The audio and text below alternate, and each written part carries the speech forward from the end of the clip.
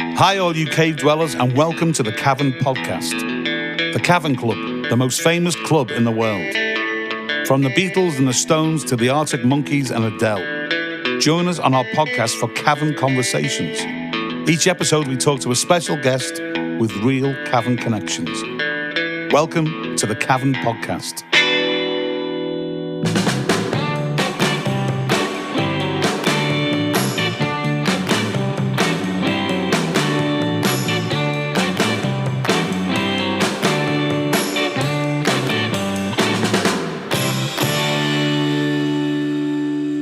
Welcome to the Cavern Podcast. I'm your host, Jon Keats, and you are listening to Series 1, Episode 4.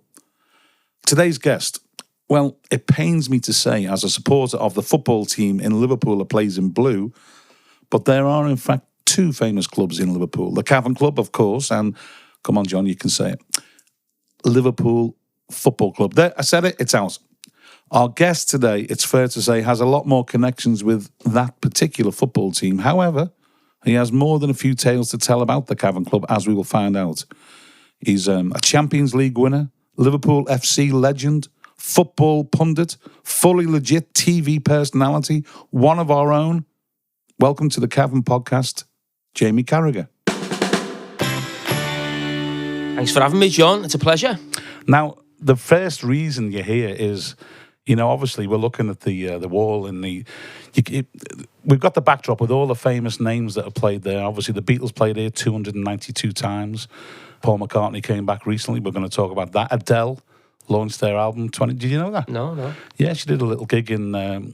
She did two intimate gigs for launching 21. One of them was in London for about 100 people, and then about 150 people in the back room of the Cavern.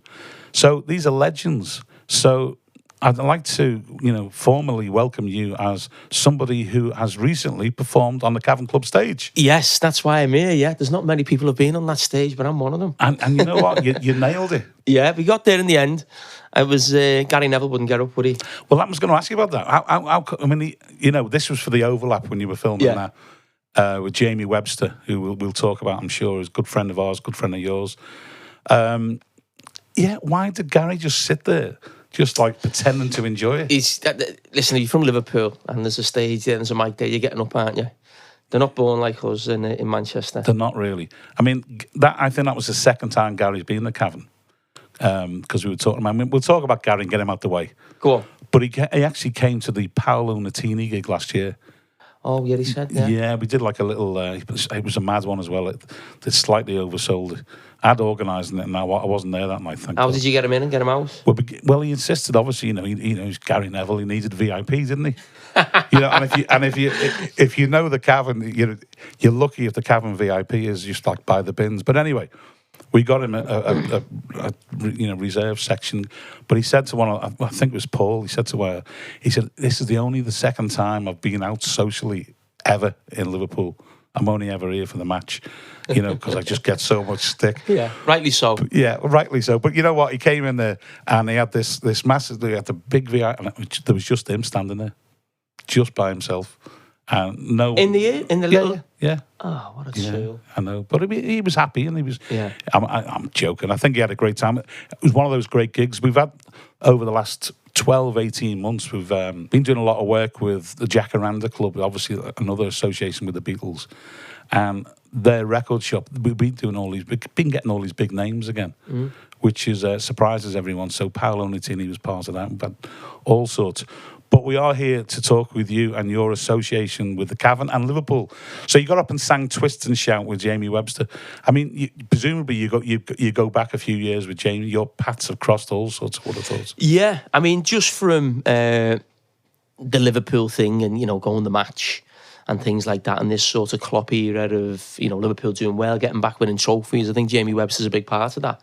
The backdrop to all the songs. But I grew up in Bootle. I think Jamie's Kirkdale way, and I think a good pal of mine, Jockey, who owns the trainee shop in town, Transalpino. Oh yeah, I think he had a little bit of a part in sort of Jamie getting going and getting up. I think in one of the boozers by Anfield, or not too far from the ground, and that, and it seemed to to go from there. Yeah, so that's where the connections just grew from there. But he's a great lad, isn't it? And you just want to see one of your own do well, and especially in the music scene, he's smashed it, hasn't he? No, absolutely. Yeah, no, he did one of these album launches. I think it was a year ago.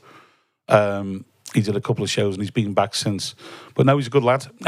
It's funny. I got into it. They've been making a documentary on him for about 18 months. I know. I've done an interview for it. Yeah, mine was in the. I went to Live Building and done something for him. Yeah. I think it was going to come out when he did it was building up to when he did the arena, but I think they just carried on filming.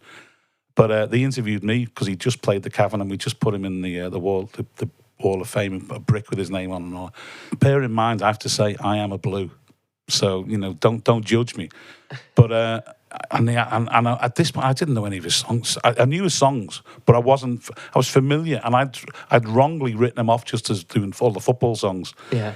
But I managed to blag the interview about how good, and without revealing I was a blue. He got away with it. But no, he's doing great. There's a lot. I mean, are you into music? I mean, is music a big part of like relaxing, maybe, or what's? I wouldn't say I'm a huge music fan, as in, I was thinking about this the other day actually in the car. I don't.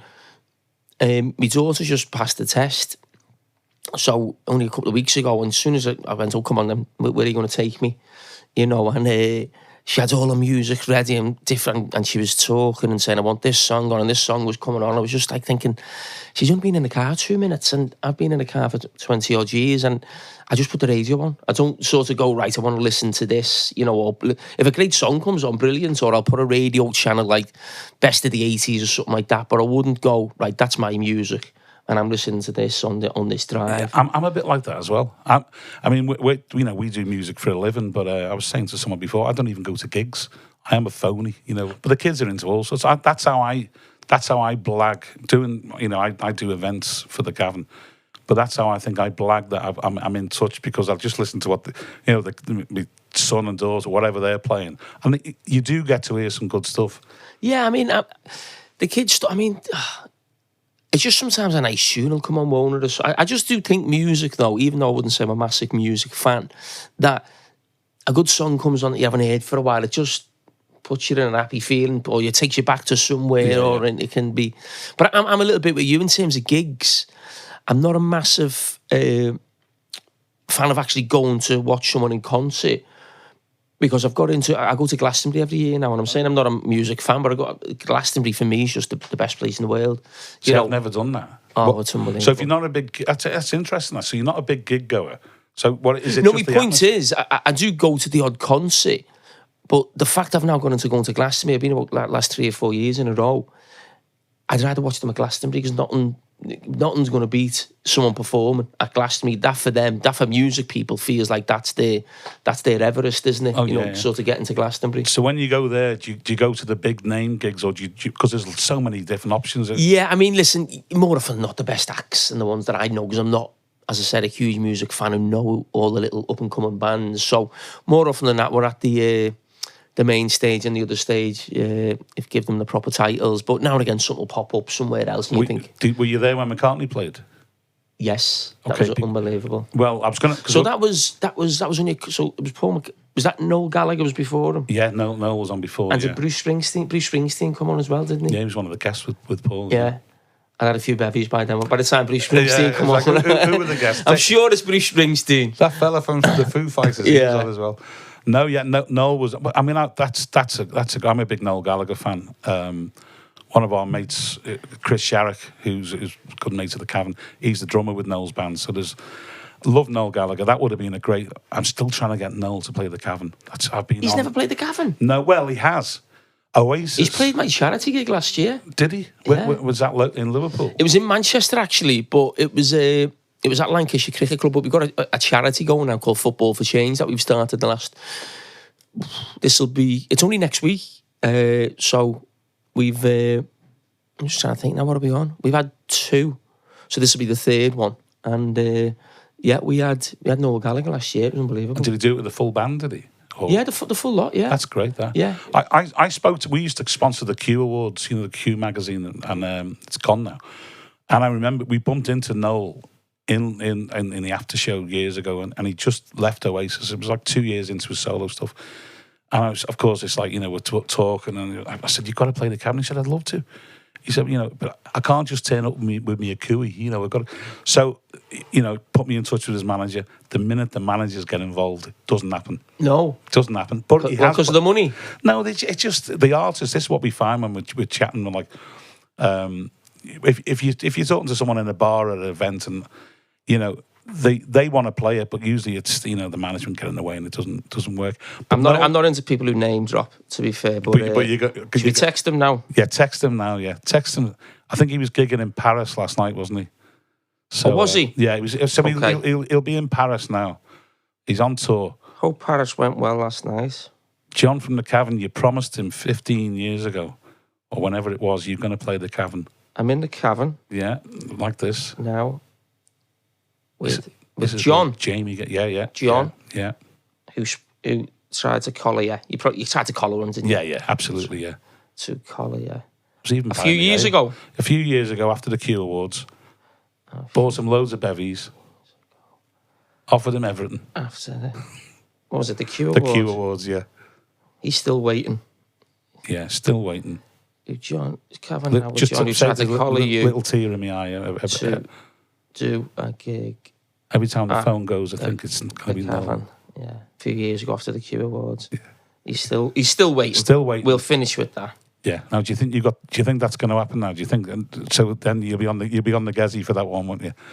Oh, Paris went well last night, but I'm in the Cavern now with Jon, who tried to collar you to do a gig at the Cavern a few years ago after the Q Awards. He's still waiting. He's just finishing on. He's still.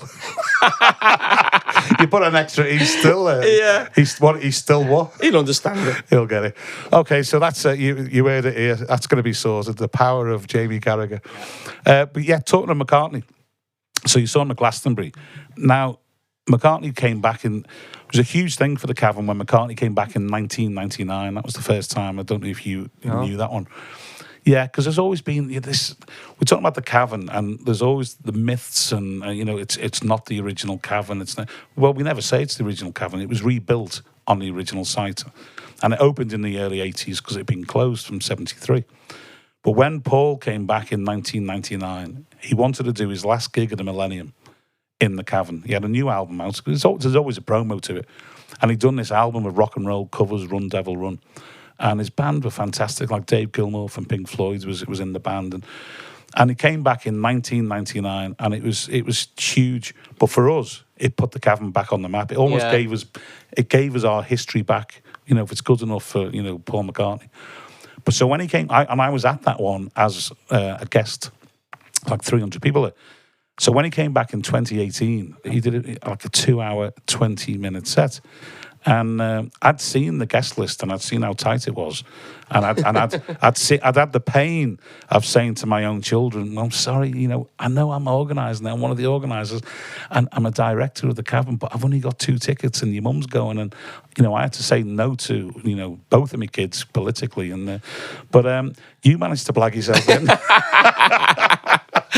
Yeah, oh, what a gig that was. It was great, wasn't it? It was just surreal, just like watching Paul McCartney just 6 feet away. And it was just... But I was actually at the end of Matthew Street, and a girl who worked for the council said, Paul McCartney's playing a secret gig. Did you not know that he was in town at this point? No, so I knew, because he was doing a concert, wasn't he, the next night in the Echo Arena or something like that? No, he'd done a few things. He'd done something at Lipper the day before, and it was okay. All these little... So was he not in the Echo Arena? No, not okay. At that time, no. So she said to me, come down, I think I'll be able to get you in. So I'm only at the end of Matthew Street, because I just had lunch after being in the gym. So I'm always most days in the city centre. And I was with another lad. I was like, I can't leave him. What can I do here? So I thought, come on, we'll try and blag our way. I was in. We'll try and blag you in. So I went in there and seen Peter Hooton. So I come in with my mate. He went, how the fuck hell have you got him in? He said, no one's got a +1 here. But you couldn't have obviously, for obvious reasons, you couldn't have your phone, video and stuff like that. So I said, don't have your phone. So this lad, Danny, he's, whatever reason, he's got his phone out.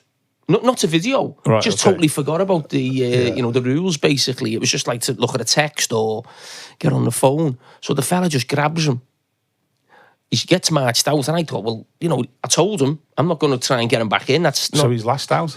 So he's launched out. So I'm thinking that's him done. But I thought, well, I've got him in. I can't do no more. It's his own fault. Next thing he comes back to me, I said, how'd you get back in? He said, I told him my bird was pregnant. What? And she was in there? No, and that she'd phoned him, and she was going into labour. Something like that. That's the top flag of that, isn't it? That's a top flag, isn't it? But when Paul McCartney's on stage, you got to think of something, haven't you? Oh, absolutely. So he thought on his feet. So he got back in. Oh, that's brilliant. No, I remember because it was the work that went into that. We were sitting on that tape for about 2 months, and he couldn't tell anyone and all that. But yeah, so I thought, how's he got in? Yeah, that's great. The Beatles. You're saying like the Cavern sort of or the Beatles sort of tours and mania that we have in Liverpool, and you said the Cavern shut in '73. Yeah. Why was there no sort of even thinking then to sort of do it, carry it on, celebrate the Beatles even at that then? Realistically, I mean, it's anything's great with hindsight, isn't it? We now know that it's what we've got in Liverpool is a real Beatle industry, and it's real jobs and it's what it is. But at the time, the Beatles had split up in 1970. There's always the thing you used to hear about and it was aimed at the Beatles, not so much the Beatles really, but like Cilla Black and all these going to London, Tarby, they all ho ho say it to the end. They left, they all turned their back on. You had to go to London in the 60s certainly, and prior to that, to make it. So they'd all done that. Now you can make it from anywhere because you can work from anywhere. But the Beatles had split up, and to be honest, there wasn't a lot of love for the Beatles in the city, which now... That's unbelievable, It's unbelievable. So 73, and also, the Cavern had changed. I mean, it closed... So I've heard that before about sort of like a Cilla Black or Jimmy Tarbuck or people moving to London and have that thing in Liverpool. So you're saying like there was a little bit of that feeling around the Beatles as well? There was, really, yeah. They'd split up in 1970. And also, the Cavern itself had been in decline. It closed in 66. It had ridden, after the Beatles left, they left in August 63. And they played here for 2.5 years. And the club rode that crest, if you like, for like probably a good 2 years. Everybody wants to play the Cavern because of the Beatles, which is still the case very much now. Then it got into financial difficulties. Somebody reopened it in 66. Then it changed hands in 69. So the Cavern itself had just become probably another club, another venue that was struggling. Yeah. There was bigger ones opening, and as a business, it was failing a little bit. There was no massive outcry. In 66, when it closed, all the original, people had gone to the Cavern when the Beatles there. They were like, there was placards and marches, and they camped in the Cavern, refused to leave when it was going to close. In 73, there was hardly anything because it just become, the Beatles were split up, which is unbelievable. And it was only probably around about 1980 when John Lennon was assassinated, a lot more Beatle fans started coming to Liverpool. This could become a whole Cavern history lesson. I'm trying to keep it brief. No, it's good. But when they came to the Cavern, there's always all these myths. The Cavern was demolished. Well, it wasn't demolished because it's a basement. You can't demolish it. It was filled in, but the warehouses above had gone. So it was just like this car park where the Cavern had been. It had moved over the road in 73, and it lasted less than 2 years, and then turned into other clubs and became Eric's eventually. It was reopened, and it's took a while. The way Liverpool's changed so much over the years. We were chatting before about, capital of culture and all the investment that came into the city, and we are now a world-class city. We always 100%, yeah. We weren't always. And the Cavern as being able to, what we offer now as, not only as a tourist attraction, but as a venue, it's the people that come to this city for the Beatles and for Liverpool Football Club.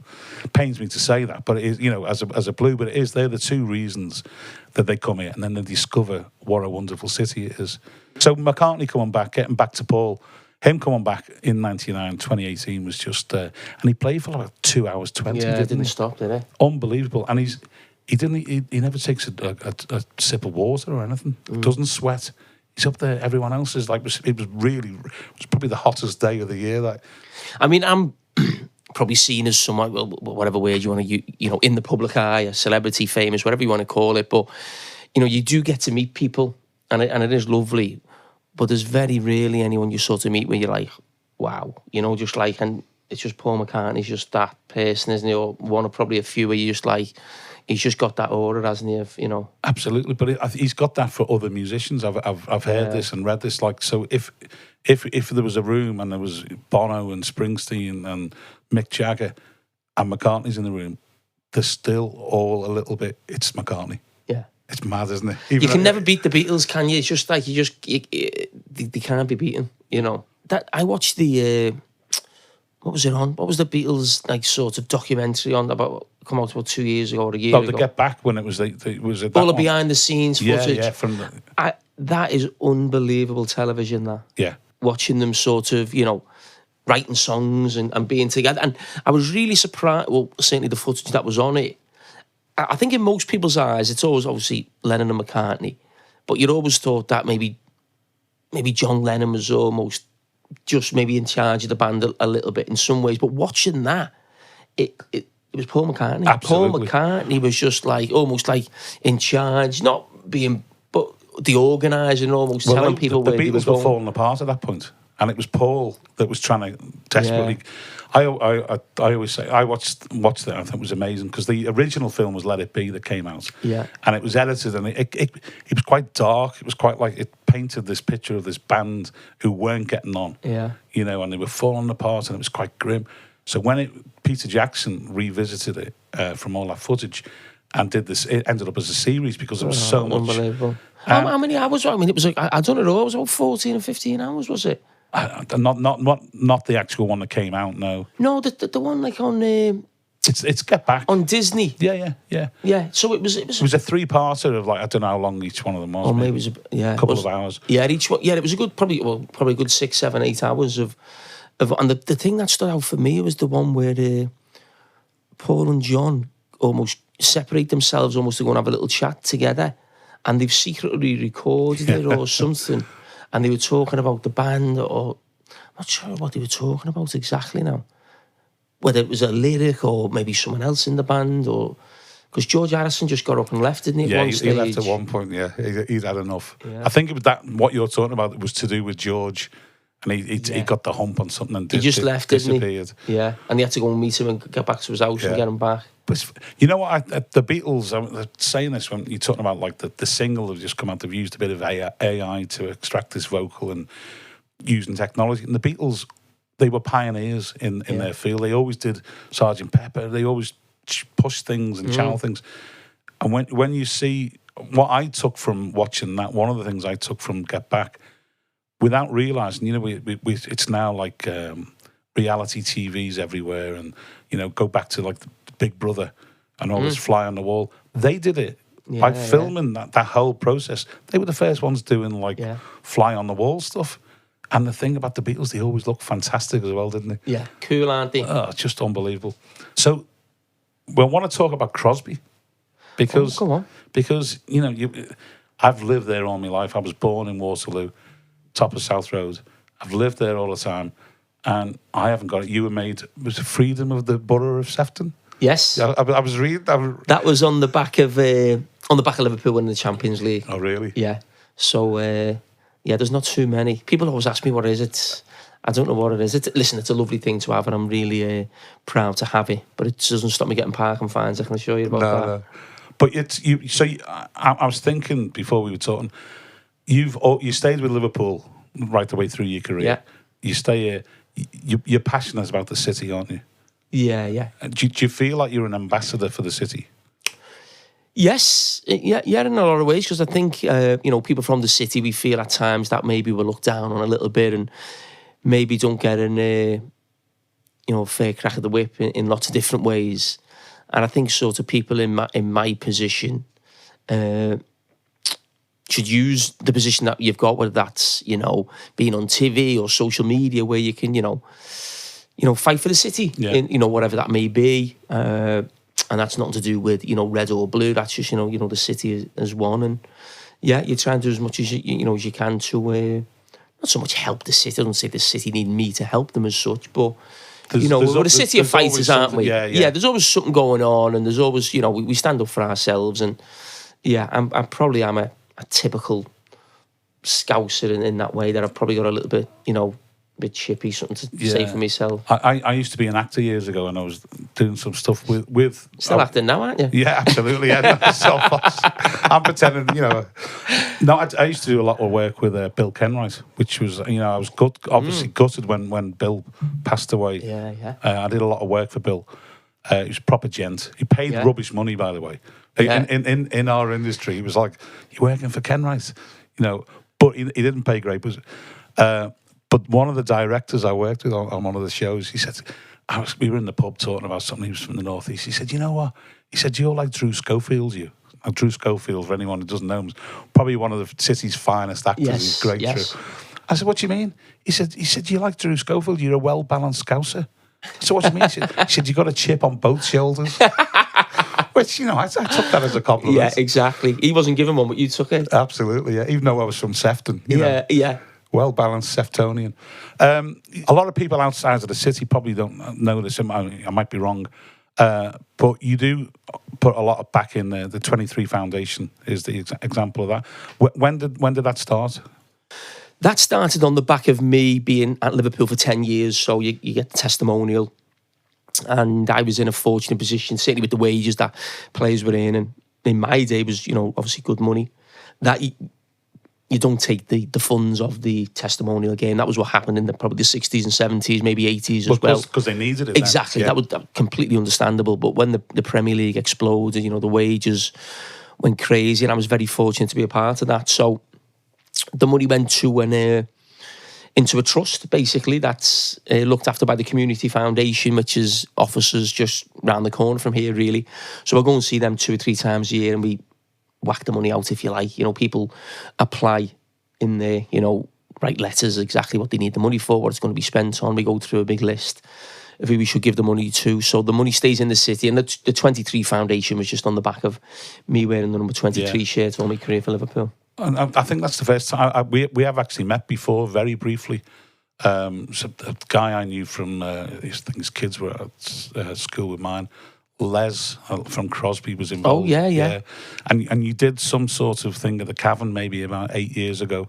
I don't know. It was maybe it was just like a lunch or something, or a handing over of stuff. Yeah, I think I remember. Yeah. Yeah. So I met you briefly there because we've got your shirt, your signed shirt, up there. I don't know if you've seen it. Yeah, I saw it when I came in. Yeah. You see it there. Yeah, I had to balance it out with a blue one though.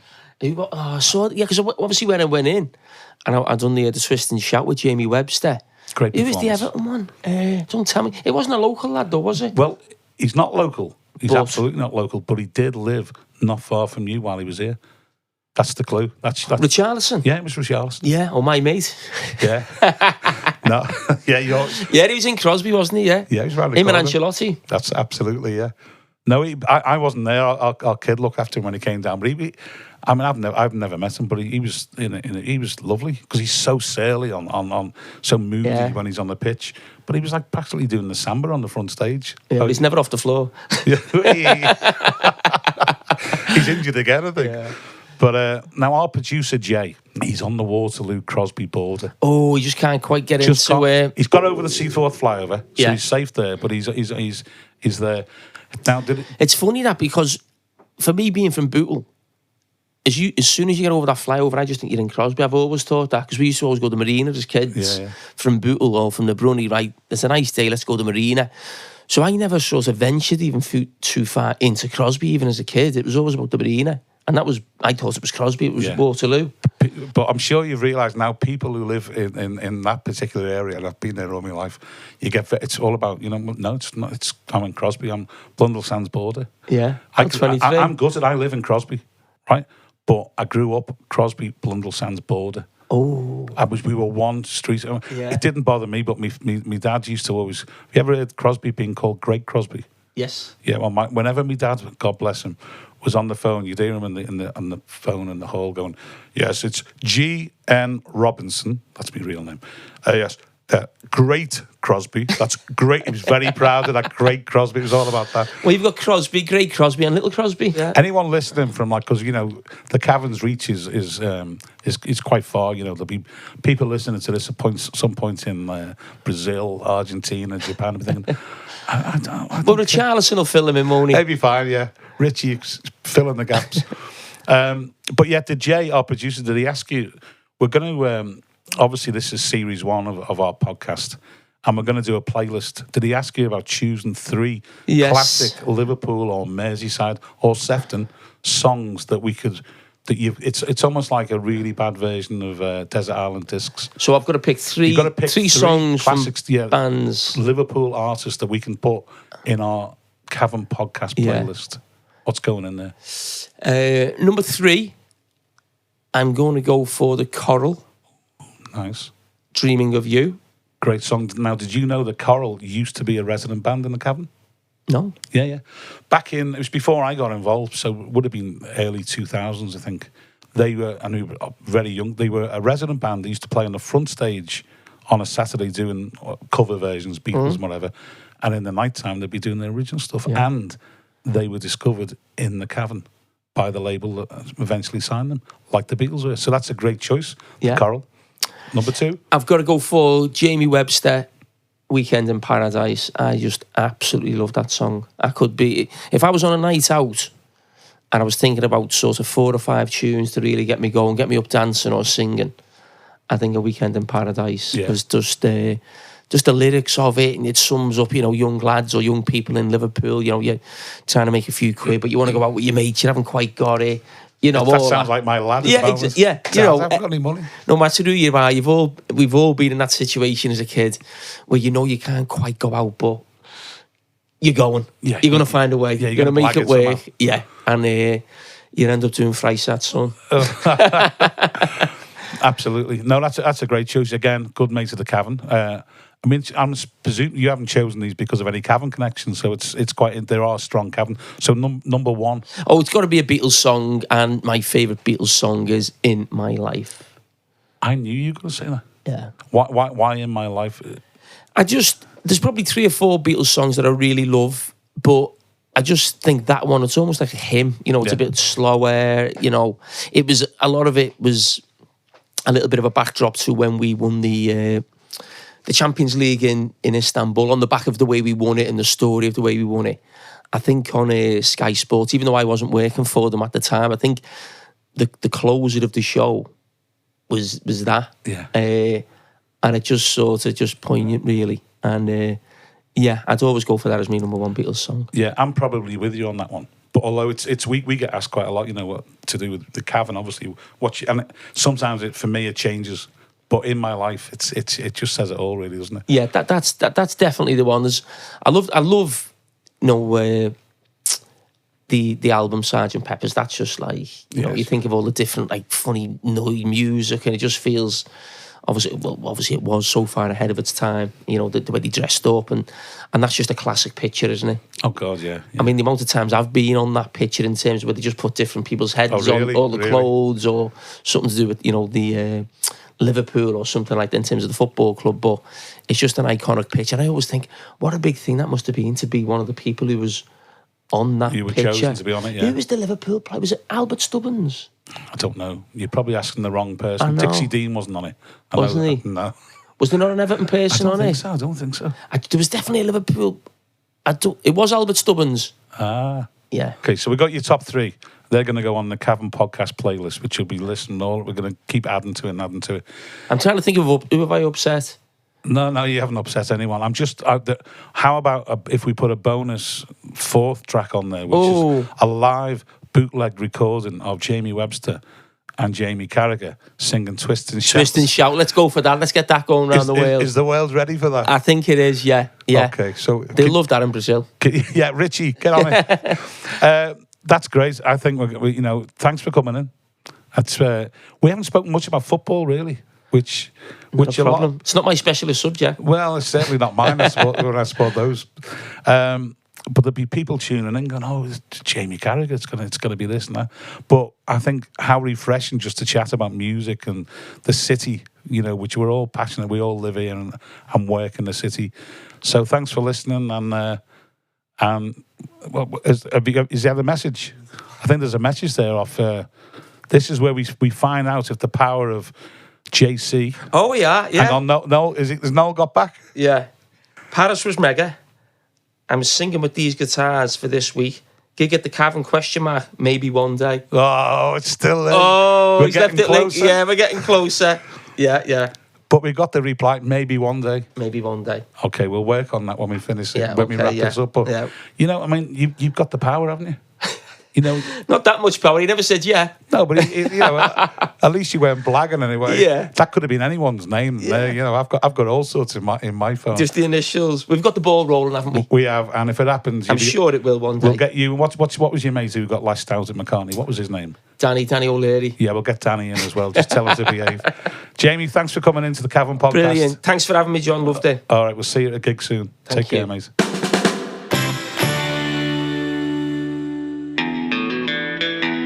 Thanks for listening to this episode of the Cavern Podcast, and we hope you enjoyed it. Remember, we can't do this without you, the audience. So please like, share, and subscribe from wherever you get your podcasts from. Also, get involved on our socials and tell us your Cavern stories. See you next time on the Cavern Podcast.